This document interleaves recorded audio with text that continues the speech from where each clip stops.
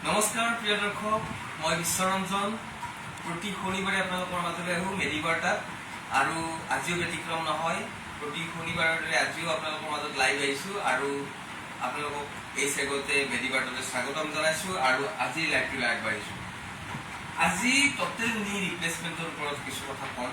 Total নি replacement বহুল প্ৰচাৰিত হৈছে। এতিয়া তাৰমানে সকলোৱে সেইটোক ছাজেষ্ট কৰে আৰু সকলোৱে কৰিব বিচাৰে। এতিয়া কথা হ'ল টোটেল নি ৰিপ্লেচমেণ্ট কেতিয়া কৰিব লগা হয়।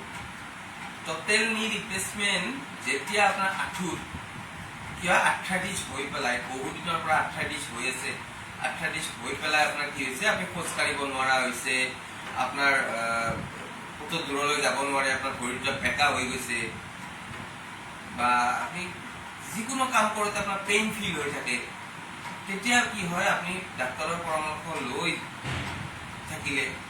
লৈ থকাৰ পাছত আপোনাৰ পেইন কমা নাই, আপুনি একদম অশান্তি পাই আছে, তেতিয়া আপুনি টোটেল নি ৰিপ্লেচমেণ্ট কৰিব লগা হ'ব পাৰে। তাৰমানে টোটেল নি ৰিপ্লেচমেণ্টটো এনেকুৱা নহয় যে আপোনাৰ হাৰ্ট এটেক হৈছে আপুনি লগা চাৰ্জাৰী কৰিব লাগিব, নহয়। টোটেল নি ৰিপ্লেচমেণ্ট হৈছে লাইফষ্টাইল চাৰ্জাৰী।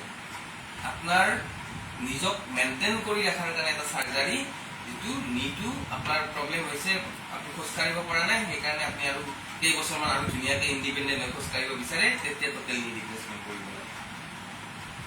টোটেল নি ৰিপ্লেচমেণ্টটো হৈছে কি, আমাৰ যিটো বোন, আঁঠুৰ যিটো জইণ্ট, এই জইণ্টটো কি হয়, আঁঠুৰ জইণ্টটো ক্ষয় যায়। আঁঠুৰ জইণ্টটো ক্ষয় যোৱাৰ পিছত কি হয়, ইয়াৰ যিটো কুচন থাকে বা ইয়াতে ফ্লুইড যিটো থাকে, চাইনোভিয়েল ফ্লুইড, সেইটো নোহোৱা হৈ যায়।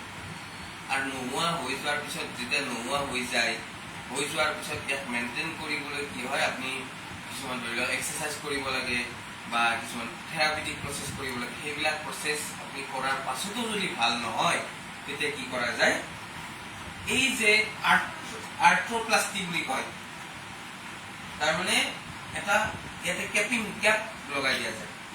বোনটো ধৰি লওক ওপৰত এটা কেপ লগালে, আৰু দুটা ওপৰৰ ফালেও লগালে, তলৰ ফালে লগালে। কেপটো লগাই দিয়াৰ পিছত কি হয়, আপুনি এটা আৰ্টিফিচিয়েল বস্তু এটা লগাই দিছে, আপোনাৰ এই বোনটো বেছি প্ৰেছাৰ নকৰিলে, আৰু তেতিয়া বিষটো কমি যায়। সেইটো হৈছে আমাৰ নি ৰিপ্লেচমেণ্ট। এতিয়া নি ৰিপ্লেচমেণ্ট মানে আপুনি ভাবিব যে দুটা বোন কাটি পেলাই নতুন কিবা এটা মেচিন লগাই দিছে, এনেকুৱা নহয়।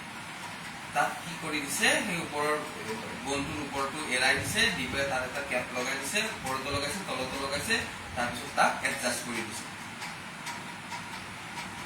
গতিকে যদি এনেকুৱা চাৰ্জাৰী কৰিব লগা হয়, তেতিয়াহ'লে আপুনি ডাক্তৰৰ পৰামৰ্শ ল'ব। এতিয়া বহুত এডভান্স হৈ গৈছে, কোনটো ইমপ্লাণ্ট লগালে ভাল হয়, ডাক্তৰৰ পৰামৰ্শ ল'ব। হয়তো অকণমান দাম হ'ব পাৰে, কিন্তু আপুনি গোটেই এক্টিভিটিবিলাক কৰিব পাৰিব। ইমানখিনি ডেভেলপ হৈ গৈছে টোটেল নি ৰিপ্লেচমেণ্ট। কিন্তু তাৰ আগতে পষ্ট অপাৰেটিভ আপুনি কিছুমান ৰিহেবিলিটেশ্যন কৰিব লাগিব, এক্সাৰচাইজ থেৰাপি কৰিব লাগিব। পষ্ট অপাৰেটিভ আৰু প্ৰি অপাৰেটিভ, আপুনি অপাৰেশ্যন কৰাৰ আগতেও আপোনাৰ মাচেলখিনি ডেভেলপ কৰিব লাগিব, আপোনাৰ অপাৰেশ্যন কৰাৰ পাছতো আপোনাৰ মাচেলখিনি ডেভেলপ কৰিব লাগিব। জইণ্ট এণ্ড মাচেলখিনি ঠিক ৰাখিবৰ কাৰণে আপুনি সেইটো কৰিব লাগিব।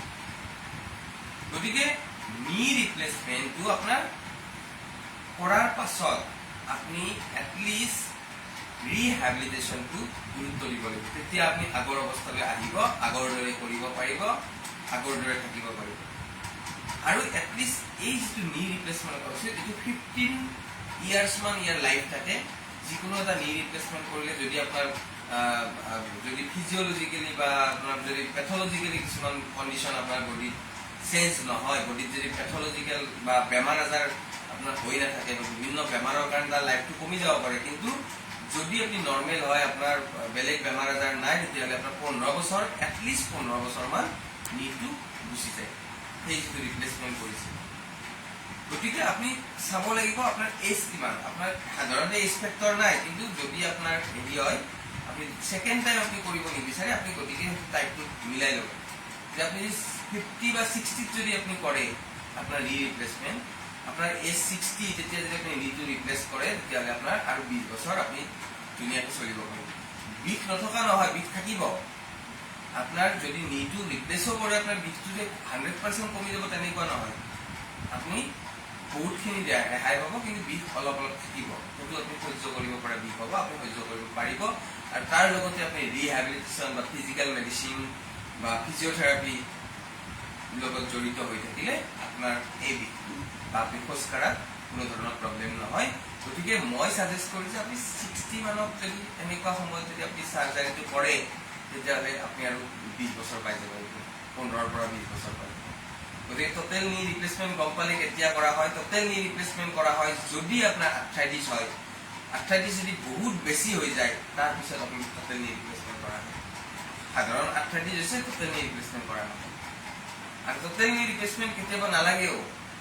যদি আপোনাৰ বয়স হৈছে, আপোনাৰ নাই, আপুনি আৰু উঠিব নোৱাৰে, মই ইচ্ছা নাই, কোনো ধৰণৰ ইচ্ছা নাই, আপুনি হেৰি কৰে, আপুনি বেডতে আছে, যেনেকৈ আছে তেনেকৈ আছে, তেতিয়া টোটেল নি ৰিপ্লেচমেণ্টৰ প্ৰয়োজন নাই। যদি আপুনি বিচাৰে যে মই টোটেল নি ৰিপ্লেচমেণ্ট কৰি মোৰ আৰু অলপ কাম আছে, মই জীয়াই থকাৰ আৰু অলপ হেঁপাহ আছে, মই আৰু অলপ পৃথিৱীখন এক্সপ্ল'ৰ কৰিব আছে, তেতিয়া আপুনি টোটেল নি ৰিপ্লেচমেণ্ট কৰি লওক আৰু আপুনি দেশ বিদেশ ঘূৰিবলৈ যাওক। আপুনি আপোনাৰ ফিজিকেল মেডিচিনৰ ডক্টৰৰ লগত পৰামৰ্শ লৈ আপুনি আপোনাৰ মাচলখিনি আপুনি পাৱাৰফুল কৰি ৰাখক আৰু আপুনি ষ্টেপিং দি থাকক, খোজকাঢ়ি থাকক। ঠিক আছে, টোটেল নি ৰিপ্লেচমেণ্টৰ ওপৰত এইখিনি ক'লোঁ আৰু বিশদভাৱে আপোনালোকক পিছত ক'ম, ইয়াৰ মেকানিজম কেনেকৈ কি কাম কৰে পিছত জনাম। আজি মই থুলমূলকৈ আপোনালোকক কিছু কথা ক'লোঁ যে টোটেল নি ৰিপ্লেচমেণ্ট কি হয় আৰু ইয়াত কেনেকৈ আমি আগবাঢ়িব লাগিব, এই ক্ষেত্ৰত মই কিছু কথা ক'লোঁ আৰু সেইখিনি লৈ আপোনালোক সুখী হ'ব বুলি মই আশা কৰিছোঁ। ঠিক আছে, পিছৰ পৰ্যায়ত আৰু আপোনালোকৰ বাবে এনেকুৱা ধৰণৰ ভিডিঅ' লৈ আহিম। ধন্যবাদ।